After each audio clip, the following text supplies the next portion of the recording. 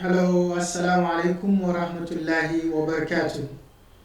Welcome to us all to this grammar session. I hope and pray every one of us is in excellent shape of faith and health.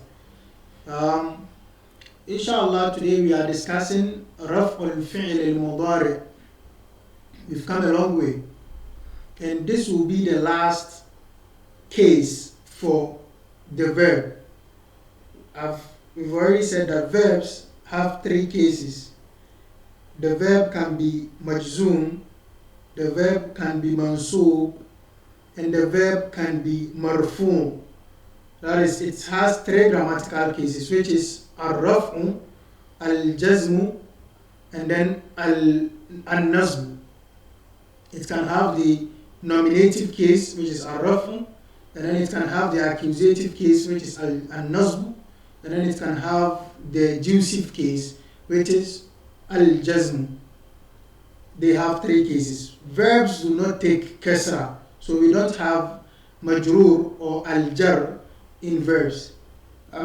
All these terminologies I had already mentioned that I will make a separate video explaining these beats, these terminologies and all that.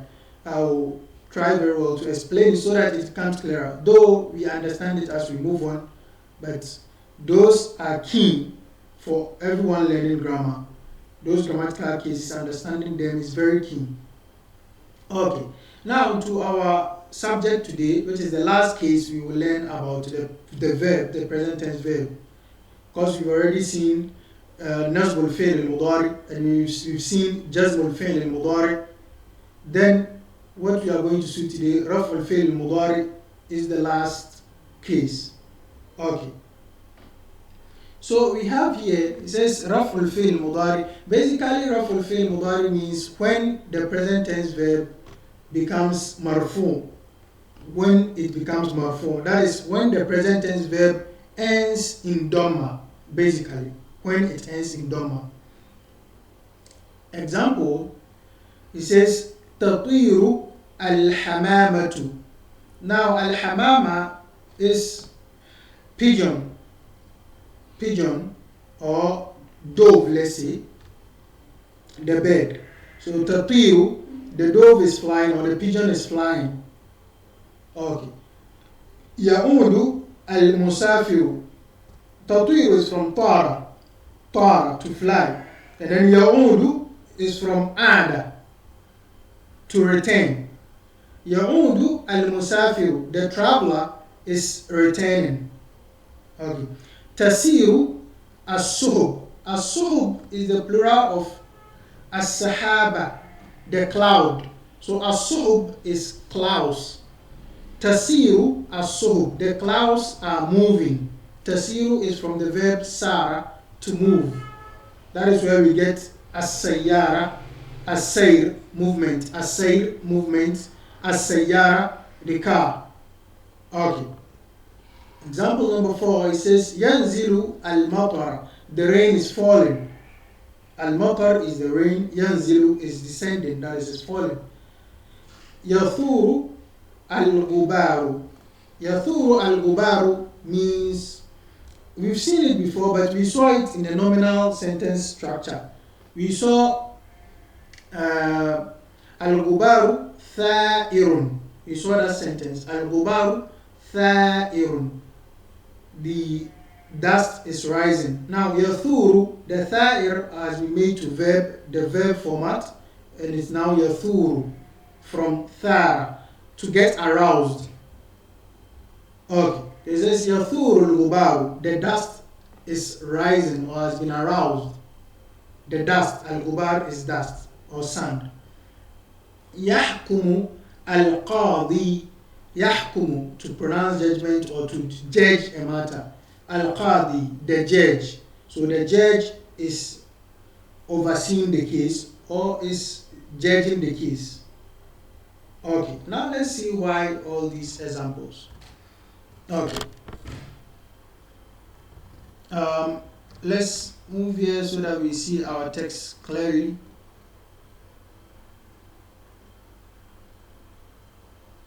Okay, so now we have the explanation al-bath.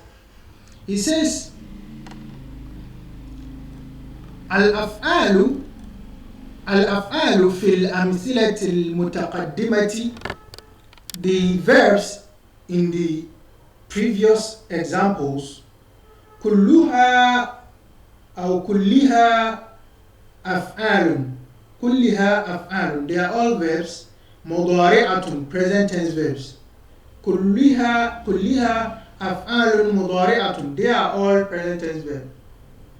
الأفعال في الأمثلة المتقدمة كلها أفعال مضارعة, all the verbs in the previous examples are all present tense verbs. So تسير, يثور, and all these تطير, they are all present tense verbs. And he says وإذا تأملنا أواخرها, and if we should look at its endings or ponder over its endings, we should look at how it ends. وجدناها مرفوعة, we find that the endings are marfu', where I said the basic sign of marfu' is dhamma. So we find that all the verbs tatiru, tasiru, they all end in dhamma. Yathuru, all of them end in dhamma. فما سبب الرفع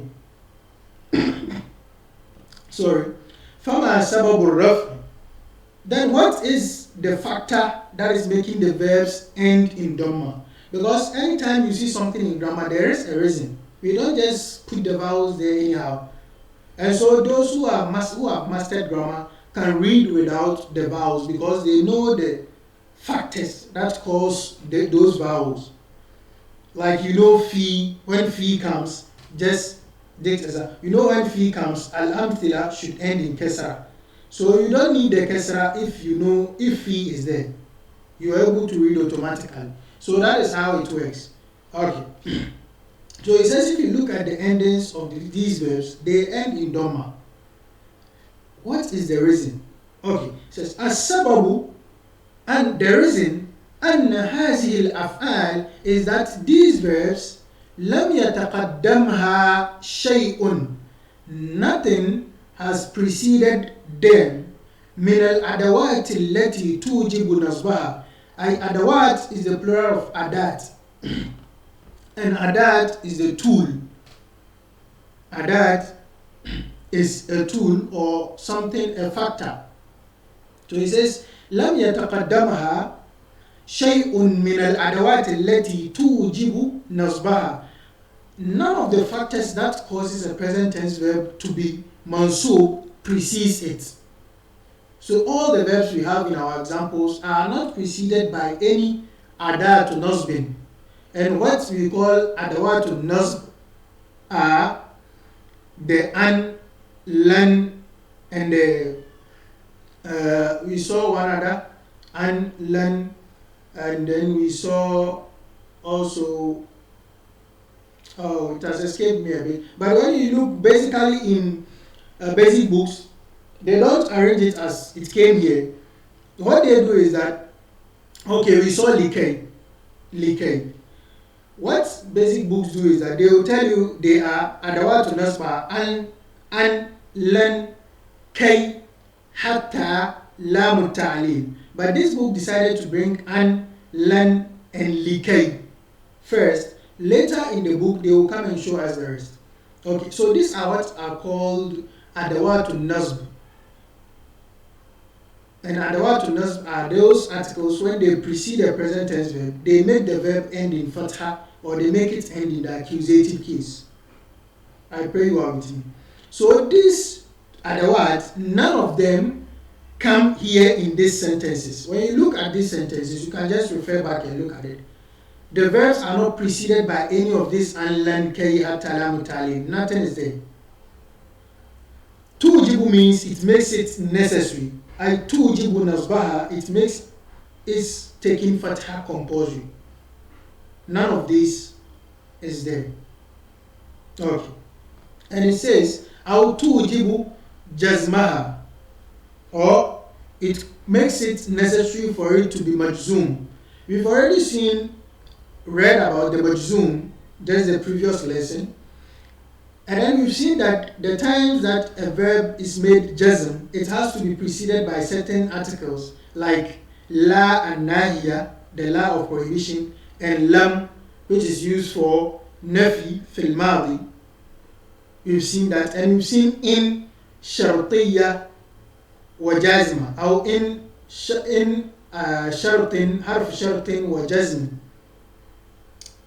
None of these also come in here. So we don't have adawat nasb here, we don't have adawat jazm here. وَلِذَلِكَ ارْتَفَعَتْ, and due to that it became marfu. ارتفعت, it became marfu.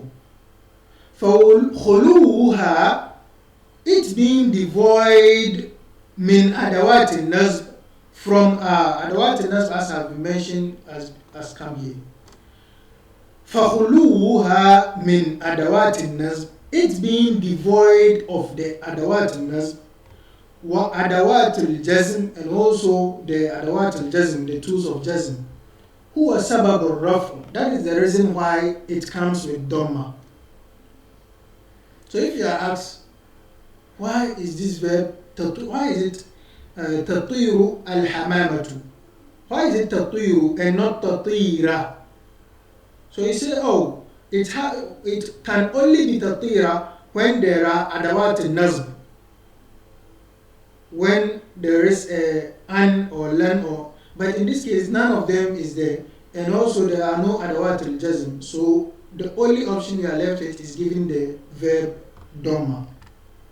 Okay, and the qaida, it says here yurfa'u, that is